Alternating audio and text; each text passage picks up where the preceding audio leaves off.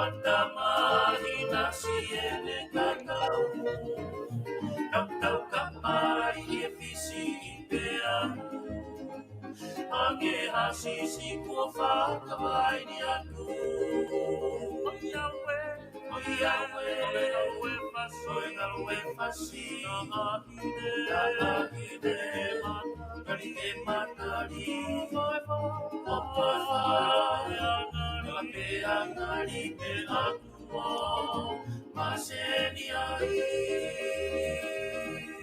Kawo ore mai hama tona O kaina te amoe hama taufa Toki uki ai hata whakamanurua E ka hoa hata hafola meitua Kai more ai e ne whakamutohuna I e tuwhi o kai whahi nei a reikua Oiawe Oi haue whasi Tahahide Matari ke matari Opoi wha Kape angari me aku Maseni ai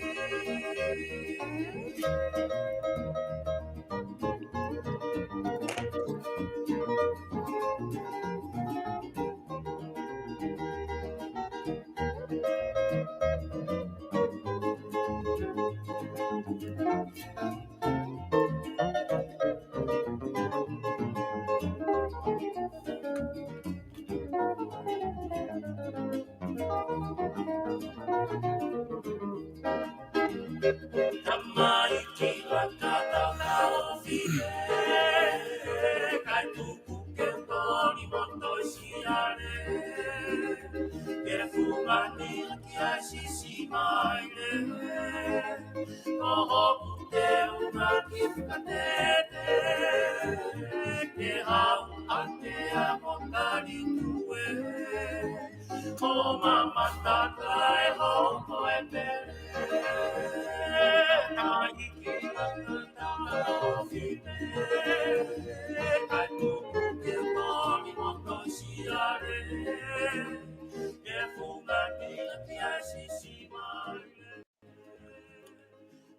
Ko e fui vai a whangatapu pia ko o atu ake tau prokalama ko ia o manaki whahoko I he hauani. Ko e whai hatala noa pia mo Kalaf Moala, ko e taha kau whai ongo senior journalist pa me tonga o ku lava mai pongpongini ke whahoko tau prokalama ko ia I he pongpongini. Whatanga pia ko ngolere atu e prokalama ko ni e ahoni ke te ki motolu I mea pina. Mo ki motolu ko tau pia ko mo osi lotoni mo katake o share te tau prokalama. Ko kore ke u whatamua ke ngahi tala whatapu ko tō pia wha o atu pe me heni, tapu atu kia hou eki ka maa haa takilotu, pe pe whoki haa tai whanua pe me tonga ko tō pia kuongo atu kia e tau proklama ko ia pongpongini, pe mo Kalafi Moala ko whampe ku tau kau whataha pongpongini, I he proklama ko ni maua I whainga maaria ki tau tala noa, pe mo Kalafi Moala ki tonga eki. I he pongpongini whoki ko whamu ki tau tali rei ko e Kalafi Moala ki he proklama ko ia pongpongini, ko ilo ipe ko e fofua tai meni ke lava mai ki heni ke whahoko e prokalama koe ni. Ka neo ngoia o ku I kai whoki e puri e te ki mau tolu koe ni ku mau toki hua mai o whakaunga tā maki atu I he ono o atu koe tau ngahi o ngongo ki ho tau kāinga. Ko taha koe kau aikoni I he mala e whai o ngongo o ku mau sio maalunga kotoa peke te koe I ngahi ngāwe ko ke osi whakahoko pia ko ke lotonga whakahoko pe me tongana. I he whinga I koe ia ke tau ata ainangi ai o ngongo I hono tu whaki atu ko ia ki kakai pia ku kai ki ngata hano iloa I tongana pia ku pehe ke Pasifiki tua mo tua pure anga whok. Tata rego ke polkalama he pongpongin whewheha ke ai ngā webe me tonga eki he pongpong ko ni Kalaf Moala. Malo bito solo pia ku whakamalo atu ki mau whenga maari e ke o mai ke whai hatala noa. Au mau saibe I tongani ko e pongpongini ku fu de rei au bito ea ni o me fo alubeta imi me maa whananga ea. Kau hawiliwili pe au ku laa koe ke au fia. Pe au ku o gai be ai ongo I nonga I he whanua. Mahalo koe mea whai gai e whakatatari whoki ko e tau whiri pare mia. Kako me tu te ringa toko taha kotoa pe I he whanuani pe whoku mo muri ki ai. Mōna lahi apito ko e tuu whukia he he tai ni mi ko ma tole mori ni ko kia te ngā ue lahi ko whahoko e he kakai ko e ngā ue pe he ngā ue ngā pe mo whakaongo te ringa pe ko hae tukunga kuia e tau tuunga wha politikare tau te whito ki he whiri ko ni na tau whahoko pe mo e tuunga ko nuk tau iai hange pe ku kai ke fuu tuu mau hange ku se lue pe ngahi mea kotoa kai taim tatau pe kalafi ku mahino ka te mautolu ko toko taha fitu ko o ave he kakai ki whare area ko e kakai le rei apito ku ave ki nau tō ki whare area kai ke i e ne tu ko ia ko loto pe ke taki kamata mai ta tala noa pe me he anga ho wakai ko ilo pe au ko na se ai taimina ke whakau ka wai ke retire me he ngā ue ko ni whakawhai o ngo ka kuhange ia ko kuhange tafe ai whai o ngo i hato toto time go te whinga ke te mālolo ai ka ko mea pepe ko nofo he toto e whai o ngo te manako pe ke ngā ue pe ko wakai mai a koe ke he mau ke he whakalere ko e ngo o te kai ki au i ke tuunga whakawhia maria ko mauloto ke ai pak mo te whoki mai ki malae o tataki ka whakawhia fia ia ki whai o ngo ko ngā ko hoko ia ko i whakatata anga ki ti mau. Toko hai e tuunga kui ai o ngā uetai nimi ko e pepeanga ko koho wakai ki he tau ki he ongo pe tongana. Tato te whita taimi whapolitikare ko ni. Solo koe mea whina e hoko koe tau e ua maha koe lawa ini ha mimi tau e ua na iai whoki ai ki newspaper na uipe koe taimi o tonga na e kamata mai me ta hiwa valu hiwa koe mea koe na e kehe e newspaper koe ulaki newspaper ia koe newspaper tu tawataina pe koe no hinga koe ia na e tawataina me no pure i e pure anga pe tawataina me pure i he siasi koe ongo sino lalahi fokieni i he fonuani nei osi ai be ai newspaper e pure anga koe kalon kari pe osi ai be mo newspaper siasi katolika pe hebe foki mo e siriana ai ka koe hu mai koe e taimi o tonga he tahiwa valu hiwa koe uraki newspaper ia whakatau taha o tu tawataina pea hiri mea ina ya umai ki he wafe taha whana e toe kamata ia ki retio FM ui beko valu na ui ko valu poine taha pa ke ui beko valu poine taha o maulere mai ai he fai fatongia whaka media pea i he me tau e ua ki mua na wongo i ko taimi ke tukuange ai kautaha ko ni po media ko ni ki ha taha fo o taha ke hanga whakalere ko wongo ia we ko wa o hoku ngata anga hoku ia ki he mea koe lawa ke whakalere ko tau ia e tolu noa e whai mai ai whatungia ko ia pau malolo re wau maha ko o se foi mahina e ono o hange ko giongo i ma ko e kau palangi board o giongo i e whakasio holo hanga hinga o e ke whai ka ke foki mai ai be foki toka ngā ki he whatongia e solo ko uhinga e toi foki mai e koe ke uhinga e ka ngongo i o ku vai e whai whatongia whai ngongo he gai kau whai ngongo e he ahoni o ku toi makehe ange au pito nau tolu ia o ku lere ange nau whai whatongia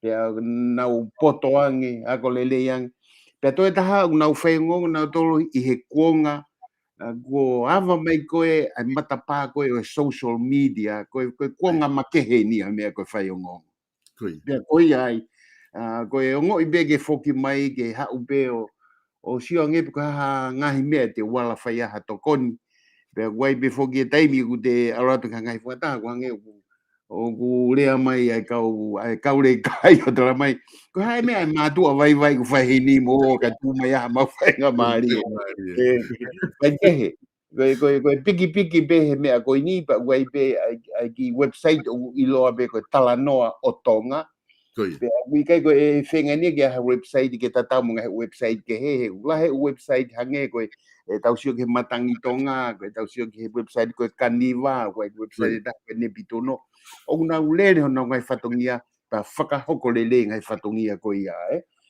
ka koe uhinga website o talanoa o tonga e makehe koe mau whenga ke alu loloto ke ngai u issue loloto ke whano whakatotoloi mo whai halawe ki ai. Mea uhe kau palangi koe investigative journalism, o toi ai mea taha ui koe fact checking ko hinga koe lahe whakamatala u hau kehe mahu inga koe ke whai hano check ma upea facts he ko truth mo facts they matter ko winga ai gi me ko ni ba mo ke kamata pe ke fa no langa langa we pe ki to ko to ke na to ko ni mai mo nga we fakata ki ai bea ku to me ta ha ku alu gi ai fatongia ko finga pe ke to kon ke ngai media ko lolo tonga i he ni ha fainga fonga pe ke fa no to ko ni ki na tolu mo no mo atu ngahi workshop mo ngahi wako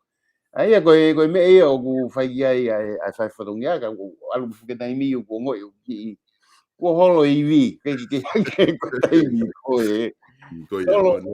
ko tau fitu tolu en bea ko kawa he usia tu ko mau tou o mau tolu ia ko osi toko lahe o gina dona ma wako whakataha mo o mai toko si ibe o ku gei mo ui bea ko whakawhitai bea ke eiki ene ke tau hi whai mai mo ke lava ke mau e whenga maari ke whai ha hoko atu e ngā ue ko ini he whai o ngongo koe naku mahina pe foku fa tala no foku kalafi Dr. Tina Puluk na u fa mention ma pe ma ka u toki ta hanga ta fa ko ne o ngo i YouTube na fa mention ma pe hingoa i he time lahi i hinga u fa hoko ba me murini fika ok ba mo fa o ngo ko ka hi foki ke report Asian Pacific report wa fta hiwa na ke o si hanga pe ko ia ta lai he report ko ia ko mariu e taimia tainimi ko unu e taimia me newspaper ko hake mai ngai whakalakalaka ko mobile phone ko ngai mea ia e lawa e kakaia ke nau lau e ngahi o ngongo pe ko hoko pe ia he ko wafi wataha pe ni ko lawa ki tau wakai e tau toria ko lau ngongo e kakai tainimi ko lahiang e nau lau ngongo pe na tau me nau whanki telefoni ko ia na hai ngahi ngau e na wakai foki ho lawa ki hanga whato ngai i he tau ke go ke mau he ta wha ko kakata foki mai ke he ke tau whiri wharearea. E tu koe whiri wharearea toko taha whitu ko ia. Nai whakahowari a pito e tō ko ia e kau patoa, kau kantiteite patoa me loto. Ki ho wakai koe ki he mea koe hae e paloparemana ke wakai o iloi. Tau ataina me tu a ki he kau kantiteite patoa. Ko hae paloparemana e uhingai na toko tolu pia e nau kau kantiteite na whiri he kakai.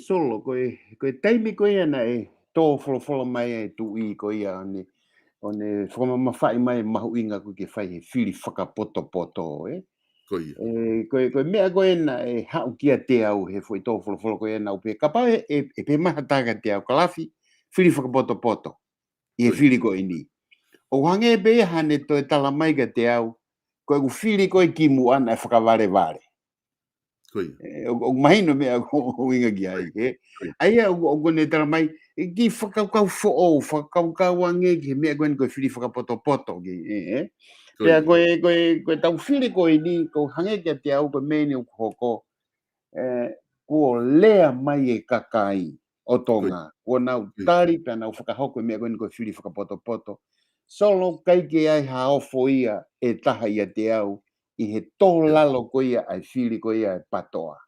Te uria tu peki me koe ni ki whaike ha whakaukau mo kau whanongo.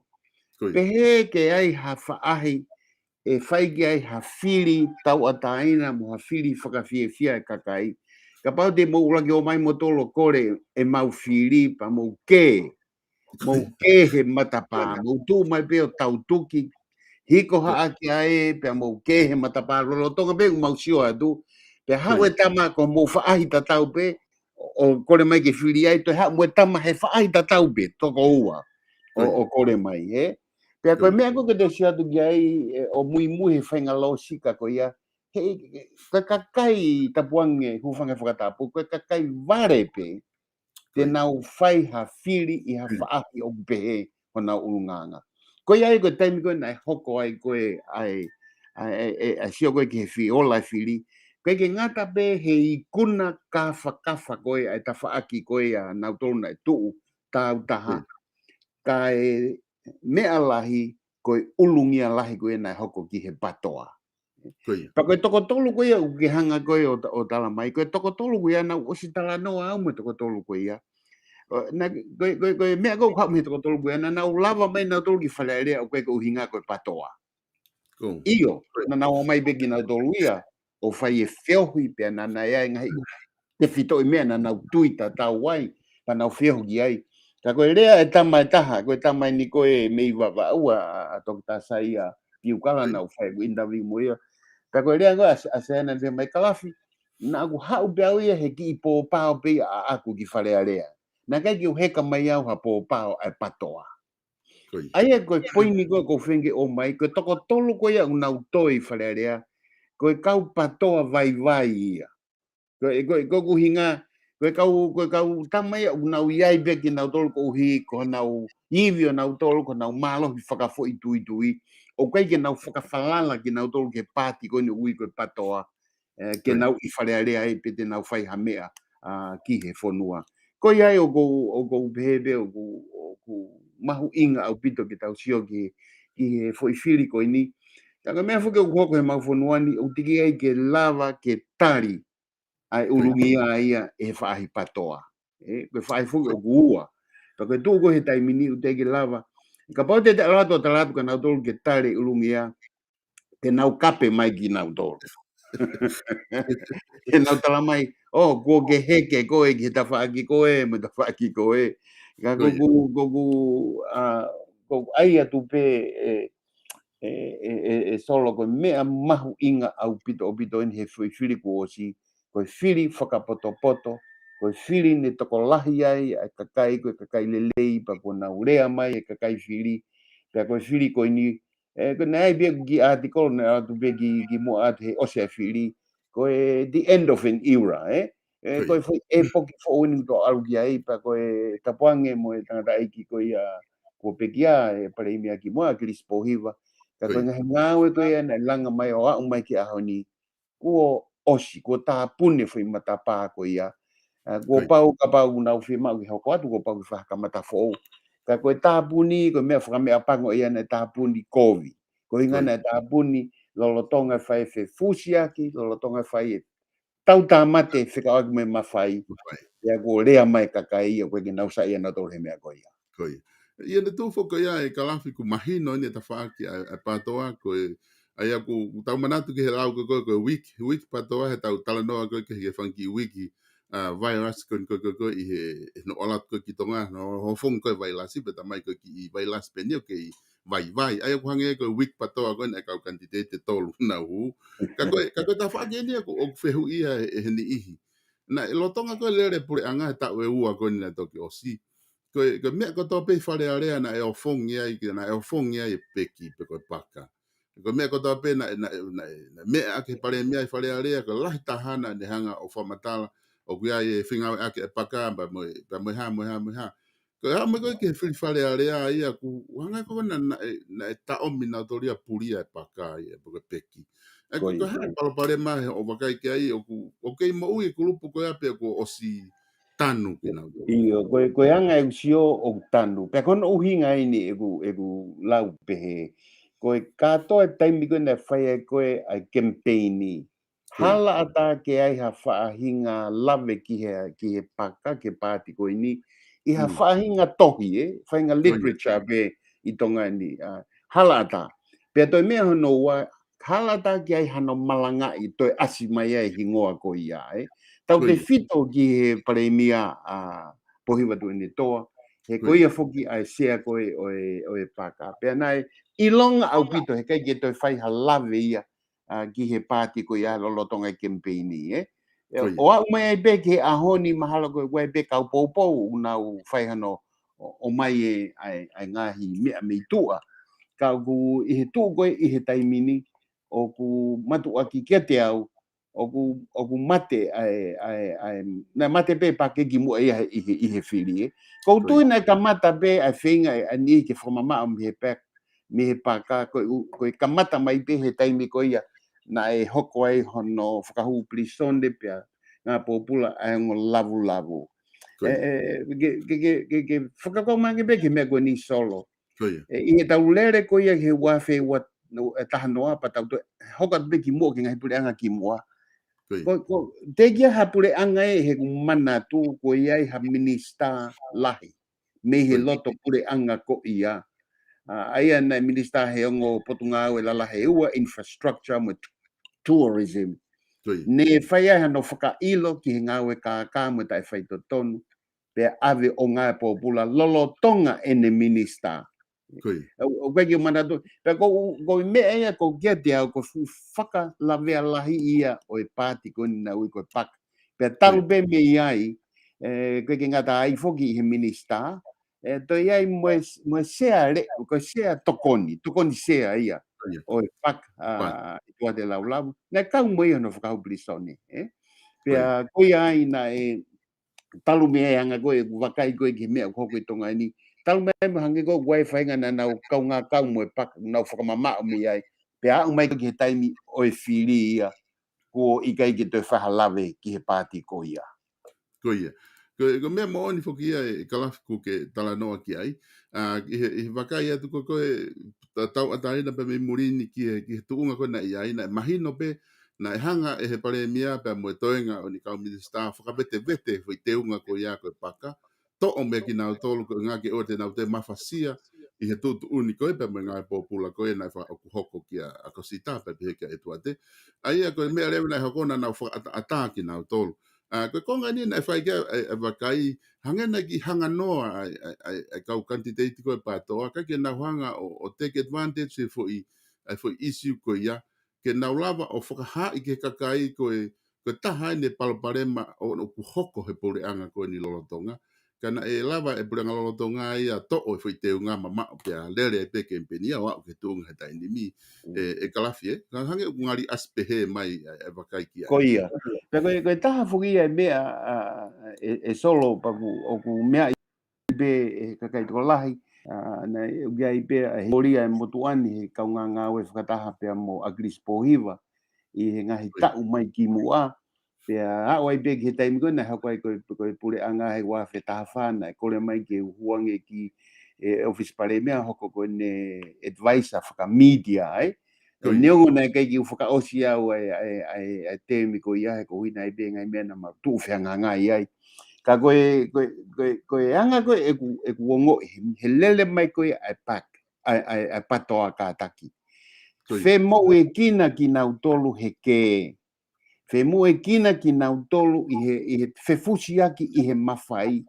Kai ke whai ho nau te whito i whatongia, ko hono hake aki e whai totonu pe tau i whai hala.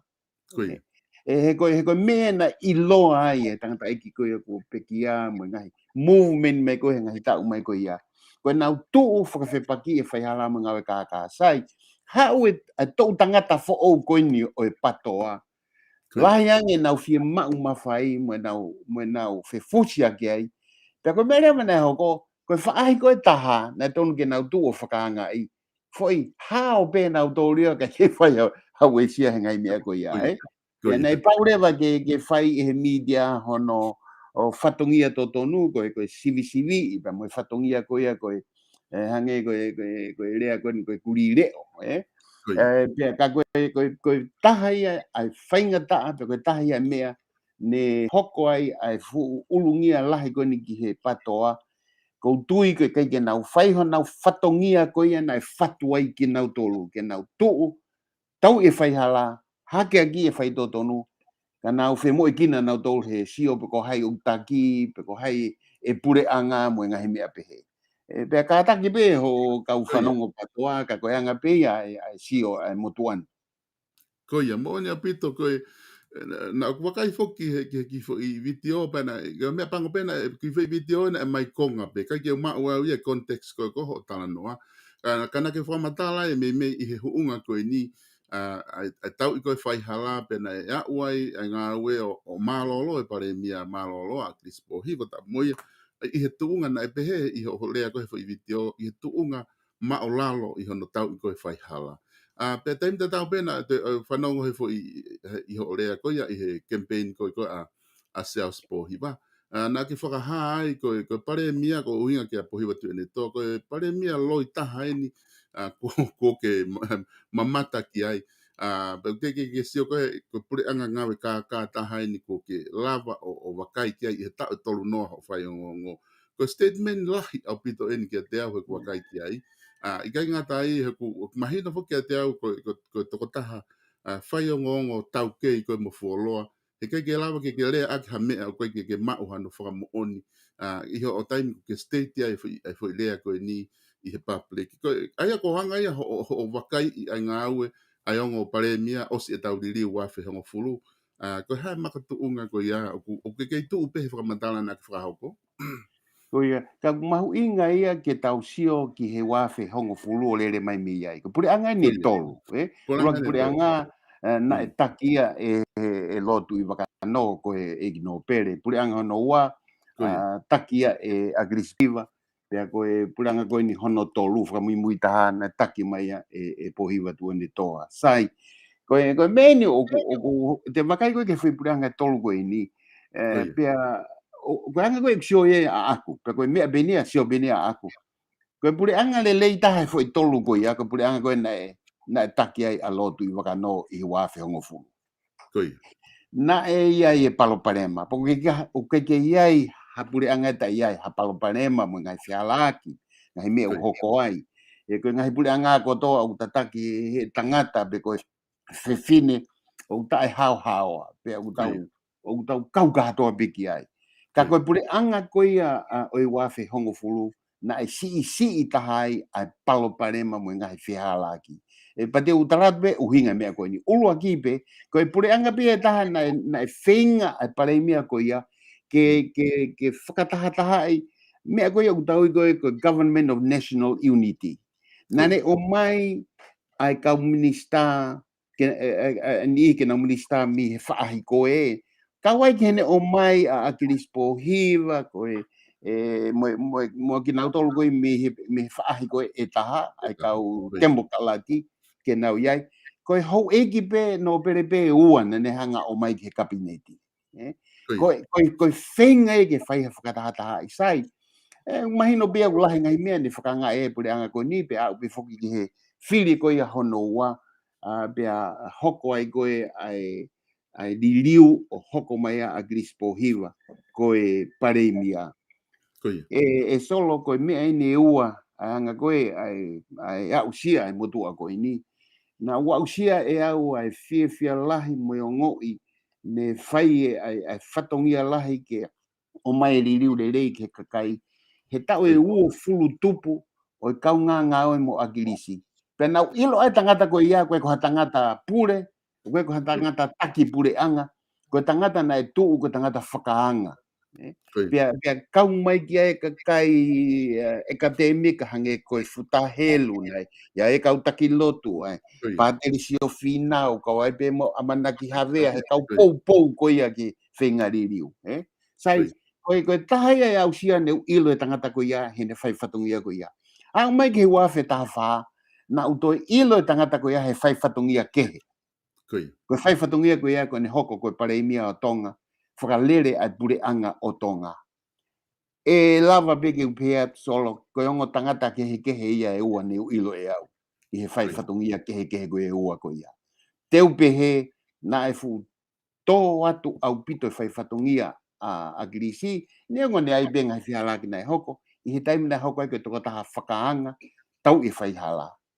taimi koe nei hoko ai koe pareimia koe taki koe o government a Tonga ni nau sio e lahi angia e u vai mo e umea nei whi halaki pea koe koe whanongo tala noa ini nau i loto tonu o sio tonu he ngahi umea koe ia te au mai koe ke osi koe ia ai mawahe au me iai pe au koe ke osi koe ia whakasi osi apurianga koe ia na iai be e statement nau pehe i he talu me hi wafe hongo fulu puranga koe ni kouwiange ni he purianga kimua kaweni he maula pa na honga o whakamau i aki he mea koe ni anga koe e nau whakawhiangai mo e mitia anga koe hono ave whakamata laki tua pe kumo oni pe kuloi e au koe ke ngahi ngā au e hange koe mea koe ni utaui koe nepotism whiri mana ko be ikai ke ave pe a ngahi u kontreki ke te kinau tolu koe koe whamiri pe koe kahi kau ngā mea na e ai e ngahi mea pe he na utu o whahano whakaanga i he taimi koe ia sai hoko mai koe e pure anga koe ia pohiwa tu ene toa ko pau pe ke tau whai ha siofi pe koe siofi na anga pe ni hange ko nda tau ngoi mani sai fo iriu ko ni ka tau sio ange ke tama ko ni ngala fu ke tau tolu ko tama ko ni ai pure anga pia ki mua Ko ia na minista pa ang he puleanga ki mua. Ko ia na e fili e he patoa ke hoko ko whakafofonga. Kaneka e patoa ke lava tu ni toa mai a mi tonga tapu hongo fulu. E na ia ia he whinga ko ia he wafe tafa ke lava mai ka whakafofonga ko ni sai. Hawa du ni toa lere hono ni puleanga. Pako tahi ngai mea bene ka mata e koe sio ke fili. Ke ngata pe he ka mata koe ai na sio ke hanga na whakawhianga i mo media. Hau dama koe tuku ki tua ai kau media koe na nauhanga poupo i a gilis pohiwa. Kai o mai kau media e ala poupo i hau e dama koe ni o whaing hai u whakamatala ta e mo oni au pito. Ko te fact check ya tu koe whakamatala koe ia o koe kai ke mo. Pea uto e au tonu pea uia o au sia e mea na whae u whakamatala hange ko taimi ko na whae e whakatotolo ki he whakatu ko ia lulu tai mo ngai whakamatala hala mo tae mo oni mo tae ofa na whae e taimi ko ia sai lere mai ai ko tau pene ua ai buleanga ko ni pea ne ai ku whakaihifu ki he ngahi u opinion pieces e kautama anga mahini hau social media pa koe lau e toko taha na e whare alea ki mua ne pehe koe talo i wafe hongo fulu koe pure anga eni o kehe atu be ene longo mo ui pea lere wa tama ko ni whakamatala ngahi mea lere i koe pure anga koe ni pea u pehe lewa ke whai haki i tari pe ki ai pao pe iyo moni au pito kou tui tatau me tama koe ni koe pure anga eni na lahi taha ai ai longo mo ui i he loi, i he ngawe kākā, i he ngawe ta e whai totonu, hange ko mea na ulawe ki ane nei, te ke lava halau mahina ko ngāe pōpula ai toko ni taki ko ia o e pāti ko ia, pia toi ngawe pōpula mo e minista mi he pure anga ko ia. Ka pau ke ki teha mea kovia whai he pure anga ko whi mea be ko e ua, ko os whiunga e ko pure anga halai ka te u kegi watu mea whakaigi he u fondu tohi apa koe ko ha lau kovi pe ko ha mea whakawhine mātua e solo ko e ngahi mea ini o viai hana ngai whikamo oni ai ngahi mea ko hoko kauai ngahi u kontreki ko ia ki he tanu hala kauai e taha ang he minister o ki mua pane ilo ko e minister e pa anga ki mua pane ilo ko ia o mai ngai u contract mo ngai panga ke fai nga o gai fuko urewa e hono mari ona ia ai kautaha kautaha i hono hingoa mo ngai mea pehe pe ko ia o pehe nai fai fuke ki eke atu ki he pare mea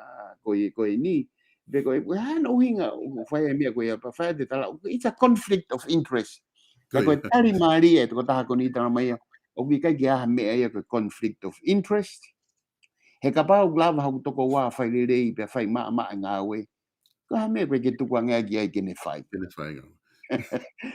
ai ko ke yo te fe la lo do ke he ko si ave nga mea ko ni i fai ngo ka ko hinga pe ia e ku fai ai lave ko ia pe e fai pure anga ko ia tolu ko ia o fai hono whakawhia na ki talu e tau hoko ko temo kalati ko COVID haini pe na e tau be ia e ua ke whakamo o ni be ai ngahi whehalaki mo ngahi mea ko ia o koe kono uhinga e lea pe hinia ke whakatonu hia e pure anga ki mua pure anga ki mua ai ko tau whakawhihoa naki be pe tau rea pe ki mea na e hoko koe ko mea na tau whanoko tala no ai mea na tau sio tonu na e hoko koia mo la ia pito e kalafi pe hange ko whakamatala i ngahi makatuunga mo ngahi moni mea ku whai e tala noa kai ke whai ia tau whihi a ke sino pe ka foi toko ta ka ia tuunga ko ia o ku tau pe rewa ko pure anga ko taha eni o makatuunga he whakamatala ko ke whai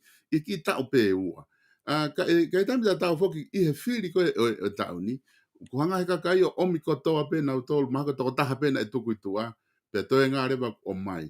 E koe konga ini whai ke whakau kau, to ton foke ke te whaiang ha tokanga. Koe ngā he kunau ke i loto pe e kakai koe na nau he pure anga koe ia. Ia no tau i koe whakaukau ke tau i koe whaihala. Ko hai i he taha fitu koe ni i ho whakaukau. O waha toko ua ai pe toko tolu. Ko o toko ua pe toko tolu hani ihi ai. Te ke pehete nau hoko kakau kantiteiti lelei. Ke ne pare mia ke lava o pātolo ake whakaukau mo tau i whaihala. Ke owana alava o ke hoko hoko atu e whaihala. Neongo koe tau i ia whai e me ngai whetu ke kaku. Ko hai nai ha toko tolu he kau kantiteiti koe ni. O kua o ke whika koe pe kai.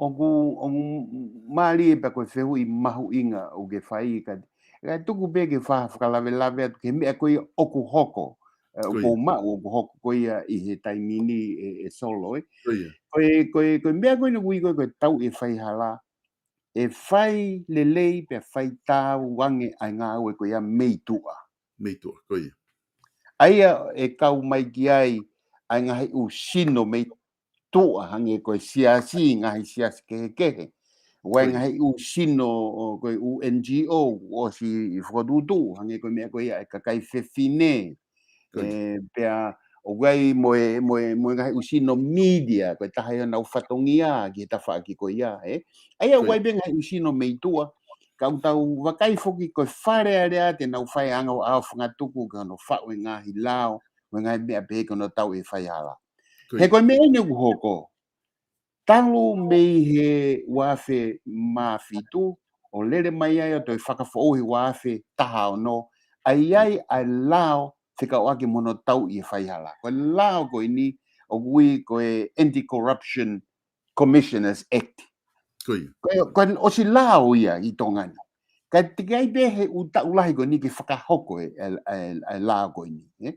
Hoko mai ai pure anga ko i he wafe hongo fulu tu i no te bege fahami agi hoko mai puli anga agiris pohiva te bege fahami agi hoko mai puli anga ko ini lolo tonga te kai bege fahami agi o ke no fo belao te agi hano patseti pau te agi hano office te agi ka unga ui te whakahoko ka koe mea ko mahu inga koe talano whaiau ni hange ko puli anga fo ko ni e whakahoko ai mea ko ia solo ko me ni ko o mau ka ku hange lau ko hange foki anga hime ko ni hange ko tu ko e ala feli waki pe ka tu ko no mau he taimini ko to ko ua pe he taimini o candidate ko ia ki he fili pareinia ko ulo aki pe ko Charles Sovaleni pa ko ua pe ko po hi watui on toa na ia e whakamatala pe ia han i me hoi ki no operete na o candidate ka ko mau whakamui i kai porque mau hanga tonu peni mea ki nau tolu i loto he hoi ki no opere o kai kia hata haia ki nau tolu ki nau tuu koha kantititi. Ka o ku ke iai pe a ki nau tolu e nihi hoi ki no opere u nau ke whai e talanoa ke whaahi koe, talanoa ke whaahi koe ia e taha. Koe mo uni tapuanga mo ki nau tolu, ka pau koe hawhi whakatau aki hoosi. Nge koe mea koe whawhai kia talanoa. O koe ke hoko i me ta whaake a kakai. O hoko i me ta whaake koe a kau whawhunga no opere. I he mea koe o mau o glotonga hoko he taimini. E ugia e no pere talanoa ke kau tama koe. Tano ke koe mea talanoa ke ongo whaai. Maa koe talanoa pe ke talatu ka pau te ukawa toko no whiri mo tolu ka pau te ke. O mai haki lakanga Koe koe anga ia tu he taimini koe ongo toko ua koe. E solo ke uria pe mo ki mea koe ni. E whaingo fua au pito whiri pare mea o e tau ni ka pau te tau foki pe mua ki he whiri koe ia na toki osi. Koe whiri na toki osi, koe toko taha pena ova ai kau whiri ai i he uafe ko Charles Sovaleni. Toko uafe valu wha na whiri ai. Kono kotoa na si i katoa e he uafe. Kono ua, koe toko taha ia na ne taki koe, ai toko lahi taha kau whiri i ai, aia koe peseti e valu tolu. Ana tolu koe ia valu tolu poe ne hiva, o e kau whiri na whiri ai. Koe toko whaape na ova he pesete ni manoa. Aia ko puasi, ko Sovaleni, puasi tei, no taha poine hiwa wha, te vita puloka, ai ko pesete ni mavalu wha nima, pia mo toke tāta ni ela fusimalohi, ko pesete ni manoa poine ua toko whaape koe na ova he pesete ni manoa. Tai, koe mea koe ko whaamu ke iria Ia te anga koe whiri. Sai tau ki sio, taimi no biki tonga tapu hongo fulu. Koi. Koe mene nei hoke tonga tapu hongo fulu. Koe pato ana nau hanga whakalava po hiwa tu ene toa, ki loto. Gilonto, koi. He ka pau te tau sio koe ko toko tolu foki na kandidate me ko tangata ko ka apeli lanu mata, pea mo vika kau fusi. Koi. To ai toko lahi ko kau whiri ia ka apeli mo kau whiri ia vika, laka ia i he kau whiri ko e nai whai kia tui one toa. Koi. Whakaoli he lere ko ai whiri nai pe tala noa. Ka mea koe ke alua ai kau tama koe o sio. Ai pe mo ke toko taha pe ai kau kandidate patoa. Koe whaki me ia wau ke toko taha na klasi ono pe i he lau tohi tene lava whika i atu o hala mea ko ia ave toko oa ke whiri. Ke lava i hai kuna. Kai ke lava he kau tama ke na o mai o tala noa whakalelei, ka nau whai campaigni whakalelei, e ki he mea ko ia, sio ke he lava lohi a tama ia koe ni ko ka apeli, me i la paha, mono pou pou i lahi i la paha.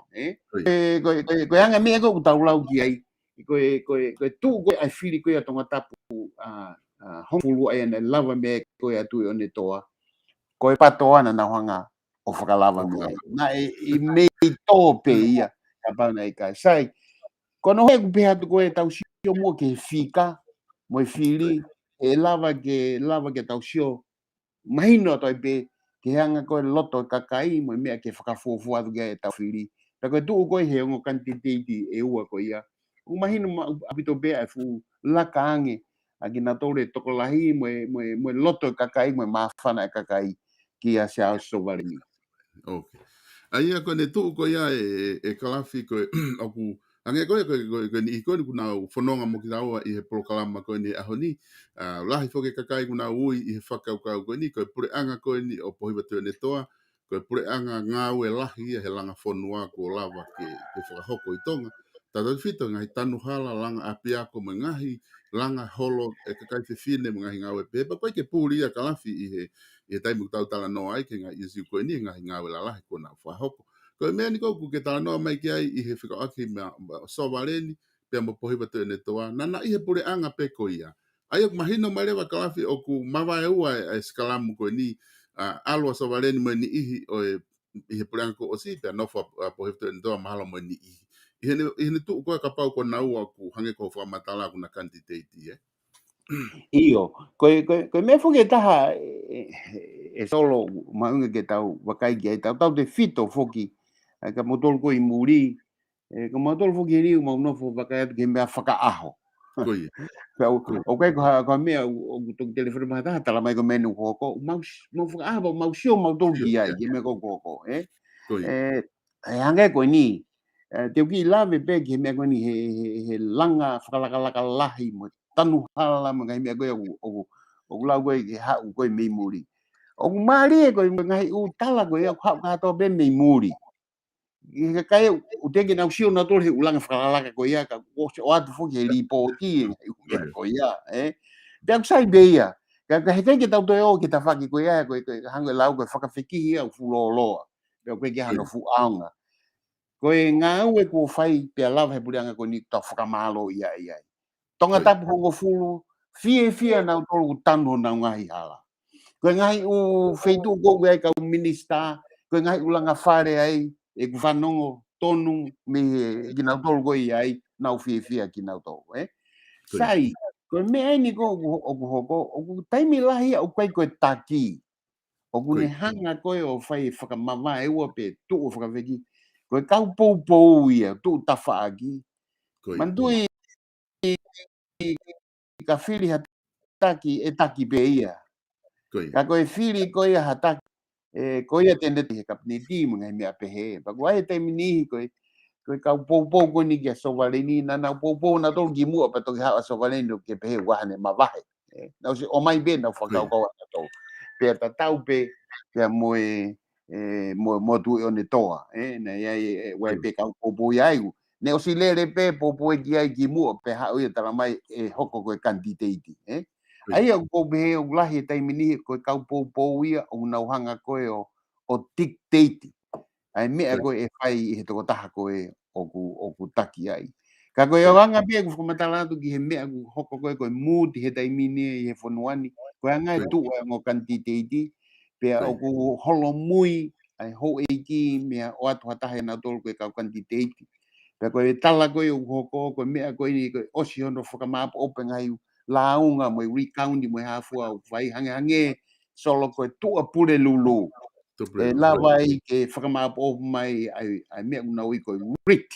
Pe koe whainolo ia koe O e whiri, whakapapau i ai anga koe tua whiri. Pea a tārewa ki he sea reo ke ne ui ai whare area ke whai ai o mai koe pako hai ai kau kanti teiti ki he whiri pare mea pea whai rewa ai whiri. Ai au tau sio pe ki tau tau whakataimi ngari pe koe whakaosinga wike koe ni ma koe wawe taha ia pe koe kamata anga o wike kahau.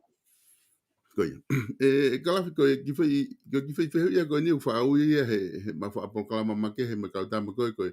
O ko latu ka whangi wheheu i koko me alu peheu taman tau moho ki wheheu ia koe ia. Ka te watu peheu ia koe ki wheheu i koe ni mahu inga.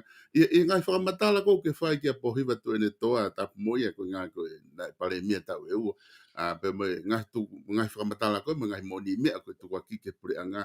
O ku ia whahinga loto tau whihia ia te koe ki he toko taha koe ni pe na ia mea na mo ke mo ai tu a koe ke iloe kakai. Pe ku ke whanonga halo ai pe koe me whahinga loto koe ia pe koe whai pe i ke loto tau ataina pe mo moni mea. Malo o bito solo fehu lelei pe koe fehu ia o ku mahu inga o bito ki whano whakako teu lava pe ki utalatu. O ku ikai ki ai haku whahinga loto a kuia ka tuene toa. Koe. Maha koe mea ku whawhewheka pehe ai e ku whahanga o whakaangai. He koe taimi lahi koe iai whainga maarie ke whaia ha tari mai a ngai whehui me ngai mea ko atu ki ai. Pea ne tari hala ia ai ngai whehui koe ia pe koe tari hala tari tae mo oni mai. Pe koe uhinga ia mahalo ai tau hebe ai to'o ai whalala. Koe jaha ku loto tau whehia o kuia ki he toa taha koe ni. Pea ko whakapapalahi pea uia ki ne ngahi lava mea. E te taimina ngā ue koe ati ta seniare mga mea pehe.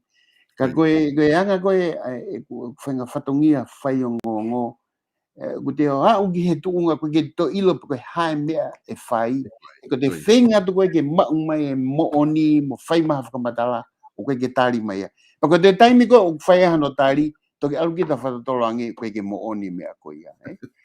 Aia koe mea taha o kui kai kia haloto tau whihia ka solo o kai pe ke iai ha whalala ki ha whainga mea ko hau mea. Ke taimi ko tau pea ko whanau ki ane lea ko uila au koe ke whalala anga he ku lahi ngahi mea o whihala ki mea ko urea mai ai. Mahalo kono uhinga ia pe mea koe ko tau whihia ka koe matua ki mamaha mahalo ai whalala ki he whai whatongia koe ia. Koe tu koe toko taha whitu ku tala foki i ngai ahoni pia ku iloi hono fia toko lahi i he ola whiria na upehe koe timi lelei a pito eni ko lava ke whiri e kakai ki whare area. O koe naha uhinga makatuunga lelei ke lava taha whitu a koe ni o whao hapure anga i a tekina o tolu pe. Ko toko taha wha pe ku whia mau e kalafi ke whao e pure anga. O ku waha au whainga uhinga lelei i he kai ke nau lava na tolu whao pure anga. Ko pau ke na uona toria o whai ai horse trading. Iyo. Ko whai uhinga pe o ku taha pe. Ka ukonga ua o ku taha pe ko no uhinga pe ko fufie ma umawhai. Pea ko mea hono o alu ma be mo fie ma umawhai. A mea ko ni o tau ui whakatonga pe ko kita. Whakapalangi ui ko ego. Pea ko mawhai mo kita. Ko taimi ko una alu whakataha ai. Whakatu taha maki au pito. Ka te upehebe ko foi uhinga pe a taha e lava ke kai ke nau whakataha taha ai. Paka no uhinga whahau koe whe paki. Ko whe paki koe fu malohi whia mau mawhai pe fu hufanga whakatapu fu folahi o to kita. Koe ke te lava ke te tari ha mea au si ange me mea koe o te whaamungi ai. E solo pea ka taki pe e kau pou ke ngai uwhaahi ke he. Te ulava pe ke utalatu. Ai mea koe ni makatunga behe mea ko sio ai ngai tau lahi. Koe foi whainga maari eni o ki tau tolu. o e kakai.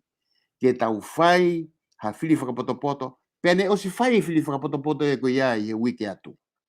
Koe whainga mai e ni ka nau tolu koe o gui loto, ke nau tū whakataha koe kau whakawhawhunga o e kakai, e toko tā whitu, ke nau are area. Io, e ai benga hei tō kekehe, e ai benga hei mea koe ke nau tui tatau ai, kai fofola e whala, pea whai hana ware area le lei, pea e whaingo fua au bito hano mau e toko tā whitu. Tukuange hou e ki ia, koe whatongia e hou e ki ia ke nau hoko o whakapalanise mawhai i whare area. Koe koe nau whatongia nau toke nau tō mai nau tōria o kau, hono whiri mono whakalere o e pure anga. Neongo o gaibeho nau totonu whakonistu tōni ke mea koe ia. Ka kou behebe solo koe fōi whainga maari e ni ko o mai he historia, ki he kau whakafofonga o e kakai, toko tā whitu, ke mau tū whakataha, ngāwe whakataha, tuku e ngahi whia mawhai ke tawha aki ka mo sio ko hai mea lelei taha maa tonga whanongo mai ki he reo e kakai ko sirea atu. Hai mea lelei taha maa tonga ma mo whai lewa e whiri mo tu whakataha. Koia. E kalafi ko ngā ko tatai mi ko lo i befoki toi peta minute ni matai ni be to ko toi pe te ai pe whainga maari e te tato lahi pe ngahi isiu ke ko ke lao e ono o koe mo isiu ki he whiri whakawāhenga mo ngahi mea pehe, ka te utuku kotoa ia ka toki polokalama ka hoko mai ke toki o atu ke whai hawa kai kiai, ka whakaosa ki mua ai whiri whare area koni na tau whanonga ia mai. Pako ke uhinga au ia, ko whihu ia ha whainga uhinga, ka koe whia mau pefo ke mahino ange he ku mahino, koe whiri tari lolo ataha ina ki tau tolu kotoa, mahalo ki mo tolu tonga nana, e sai mo tona e ni ina, e wat penga whainga whiri o mau e whanki tipi holo ai e whanki ola. O madol me murini na mautari he ose mea wha toki hui mai o la he tahataha, ose tahataha tua po. Koe konga ni o whai kono whihu ia, he lao koe ke komisiona whiri, wafe wanoa, kuptaha no o talamai he konga ko ia he kuptaha no. Ka pau, koe ofisa kune toka nga e whai anga whiri takitaha. Ko pau, ka hiri a hono tāpuni e taimi ke he whiri, ke ne lau a ngahi whiri i he pepa pāloti. Peten tok whakaha whakapure anga i he whai anga whiri, ai lahi oi whiri. Ai aku uhinga kia te au e whakamatala koe ni, koe ofisa i he whai anga whiri kotoa pe, koe tāpuni e pāloti, te ne lau e whiri, pane whakaha whakapure anga i he whai anga whiri ko ia. Ke ilo he kakai koe ai ola oi whiri. Pe toki hoko atu rewa i kupu ia, pe toki hano whatongia rewa ke toki awe rewa ia ki he ofisa whai whiri, ke nau ofisi, pe toki whai rewa ai whakaha whaka ofisi a re hoko atu ai vesi. Koe konga ni na aku wakai ki ai e kalafi, na e kai ke kau ia i hono ngawe aki i he whiri koni na tau toksi tu ami ai. Aia na e pehe, mana e pehe na e ta ofi, pe ko hae whainga uhinga ki ai, tala mai ke tok tala wha angataha pe o la ia, mehe office lahi. Ka koe konga inu ko mahe lao, ko nau whatongia ia ke nau whakahoko, i he whai anga whiri takitaha, ko hono tāpuni pe a lau, pe a whakaha ke kakai ke nau iloi. Ka nakai ke whai ia he mea koe ni, ko hao wakai ki ai, ta whakawhai o ngongo. Mo oni au bito solo, na e pehe fuki ngai whiri a kimua. O ko manatu pe au he taimi koe kimua, na e ai ofisi, a fui loki pe i ofisi pare mia motu ai. Na e tuku pe pe whai ai ngai u computer ai, pa ko ki mautolo koe kau whai ngongo e taimi koe, na mawo tatari ai ki hono o mai e whiri. Pea kone osi pe whai anga whiri, o nau o mai rewa whiri ke ofisi koe, a ko hui ke whai hono tāna ki ai. Pa kono o mai koe ai, mau ilo mau tolu ia ki ai. Na i be foke kau whai ngongo e, na nau o nofo ke ngai whai anga whiri, o mau tonu pe mea nau tolu e. Na keke hoko ia i he whiri koe ni, pa ku hange ka te au mo e whiri ki mua pe na keke hoko e. Aia koe e li liu ia, i he li liu koe ia koe o anga ave whakamatala ki tua. Koe tū koe he tauni na wakai atu, na keke fu toko lahi a kau whai ongongoe na au ke ngai whai anga whiri o tari ai ke mau whakamatala. Pea ko lawe i be solo ne osi tuku mai ngai whakaangai. O ki mautolu koe ia he media mo whai ongo ki whatongia koe ni. Ka ku mahu inga, kono uhinga mea he kuai li liu lahi ku hoko whai ongo. Kono mahu inga ai mea koe ni. O ku kai ke mahu inga e pako hai he taimini o ku hai e tau lau, o ku imua moe ongo. O ku first with the news. ka koe mea mahu inga ke mau e mea koe oku whalala anga mo mea oku tonu. I pako mahalo koe taha ia ai uhinga koe o whakatatari heku taimini heku mau konga mai ki mea mihe pe whai kono tāna ki hake atu o kuhala. He taimi koku mai whakaofisiare. Koe anga bei e ku ki whakauhinga ki mea koe ni koe ne tō mui. Ka moene au pito lau au, ne fu tō mui ia. Pea koe tausio koe ke mea na hauka hiwa ngofulu tupo au mai beke foi tau ngofulu koe o ua afe koe ngai feeling ngai tau ia koe ia na ilo pia ki mua patok whakaha ofisiare kono hinga koe fonga ngawe koe uke lau ki ai koe fonga ngawe na ngawe aki osi pe whai anga fili o mai ia ilo ki ai e kakai ia koe ka tau te fito ki kau whai ngongo ke ave ki tua koe mo ni apito ai koe ne tu koe ai kalafi ko fa malo la het ke te koe e proklama ko ta fa ko hangina ku tala no ki ai a te watu pau ke fa ma po mai ka pau te ha me te ke loto ke tala no ki ai a ko fa mo pe ke ka mama ta ko ia ku mo i hen o te tau pe Facebook ku fa to live ko ni pe mo YouTube a ka pau ku ke ia i mo ngai fehu te to ke ngau ko mo ngai fehu i ko nga ke to ki ya fa nga mari hoko tala no mo kalafi e toki whai rewa hano tari atu ngai whihu iai e lawa o aunga ke tau polokama ma pe hoko atu. Ka ku kori whamore more at peka te motol, ka taki pehe kai ke lawa ke ungawe ake mo ngai whihu i. Au loto pe ke oange whainga maari e ka kalafi ke tala noa ko ngahe koe fufua taimeni ke ma polokama mai. E kalafi ko atu ke te koe ke whama apa opo mai rewa ka pau te hamea te ke loto ke whaosi aki e ta polokama ki mo ke ta mawai. Mahalo koe mea whakaosi be, koe ke te hatau toi mea ke ala whai. Mahalo koe toinga koe ni ngahi hoa mo ngahi aha koe ni ke toi koe ki whiripare mea. Mahu i ngai ke kakai whanua ke tau lotu pe. Pea mo whai ha whalala ki he otua. Koe tau lahi no ta taki mai ki whanua ni pea neongo ngahi palapare ma koe a ko hoko ki a tau tolu pe koe. Hae ngahi palapare ma. O iai pe o kei pure ani upe eiki ko sisu klaisi. Mahu inga ia ke whai ha tau sio ki ai, peko hape ai ola ko ia e o mai. Ke tau lava ke tau tū whakataha ke whenga o i aki. Peko o kou tui au pito ki he mea ko ini e solo. Tau sio koe ke whiripare mea, peko tahe mea nau whiripare ki au. Ko hae ola, te ulawa nai o tali lelei pia ngāu lelei me tamakoe. Io e lava. Ka e lava ia ko hui koe tau tui o tua, koia pe au kei pure, pe koia pe tene hanga whai e tataki o ki tau tolu, e he tataki tau tolu ki he kahau. O ngai ngahi umea ia, o ku mahu inga ngia ia, ngai tau tui whakapolitikare. Wai ngai mea o mahu inga ngia, pe ko whewha ahi tau kau ki ai. Pe ko ngahi mea ko ia, o ku mahu inga, ko e ngahi mea ia, whekau aki mo lelei, ai ka kai ko ia whakalugufua o tongani. Whakamalo atu ki he whaingamari ke o mai, e whai ha ki tala noa, ki ngahi mea ko ia, o whai mea e whihui, o whātu au pito ke te koe, mo kau whanongo. Malo pito e kalaf mola pa kufa malo lahi atu he lava e proklama e honi hanga e ko ia ku ke os mea i te whaki kalafi pe ke kainga whanongo ko e whatongia pe ia ngahi kau taha ngongo ke whakaangai ba mo pakai e ngahi ngāwe ko toa pe whahoko he pure anga ka ko hai pe pure anga ia e whiri e nihi ku nau whare area ko pau ke tau pōpou ko toa pe kia i ko ngā ko pure anga ia te nau tataki ho tau pure anga ko kāpineti te nau tataki tau tolu i ngai tau ka hoko mai.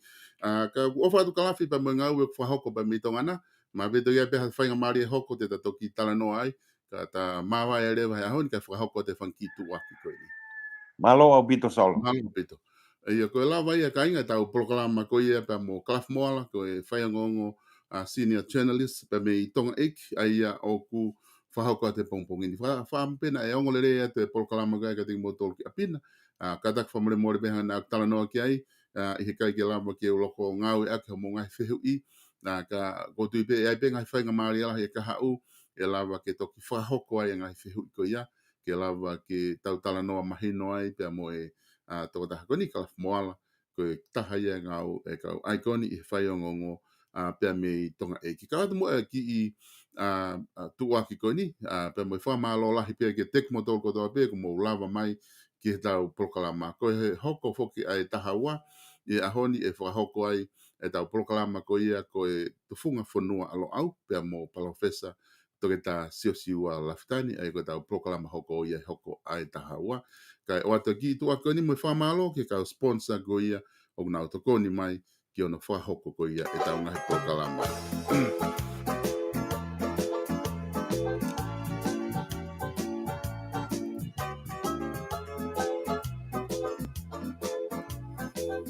Whamalo lahi ki he South Pacific Loans i he tokoni ko tō pēk mo whahoko. Whia mau hao noa valungi au, valu, hiva valu, o ke lea, ki e stalik tupou, ke ne tokoni atu kia te koe. Page Fashion Store i Tonga Eki. Oku lahi au pito e mauta wala i Tonga Eki. Te ke lava i nuka lofa o me atu peki ai, hanga atu ki e tau moe pēo building. Oku iai ai ki wharekologo ni, Page Fashion Tonga, te ke lava o me atu ki ai, o whahoko ai hao whakatau, i ngahi wala ko eni, ko nau whafola o atu ki tongana, ke lava ke tori mo whiri ai. Whahinga wala pe, te ke lava o mau atu ia, pe mi he Page Fashion Store, i loto nuk alofa. Telefoni ena ko valu fitu noa, ono nima, ono wha. Fitu tolu, ua wha fitu.